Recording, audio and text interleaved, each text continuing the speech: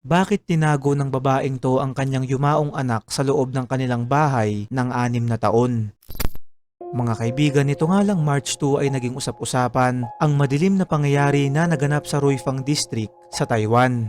Doon ay may isang matandang babae, 75 years old, ang napag-alaman nilang mula nung namatay ang kanyang anak na babae ay hindi niya ito inilibing, bagkus ay nanatili lang ang katawan nito sa kanilang bahay. Ayon sa kwento, sa loob daw ng 6 na taon na yon ay magdamag lang itong nakatapat sa aircon at araw-araw ding nagsasagawa ng ritual yung kanyang nanay.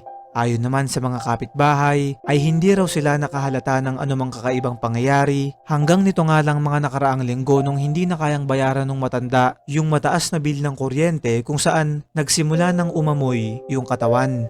Ang nakakapagtaka lang, yung komento ng mga Taiwanese patungkol dito ay seryoso nilang tinatanong kung anong klase at anong brand daw ng aircon ang ginamit na para bang ito ay normal na nangyayari at ginagawa sa kanilang bansa. Alam nyo rin ba na karamihan sa mga Taiwanese ay hindi talaga nililibing ang kanilang mga yumao, kundi ito ay kinekremate lamang nila at saka dinidisplay sa kanilang tahanan.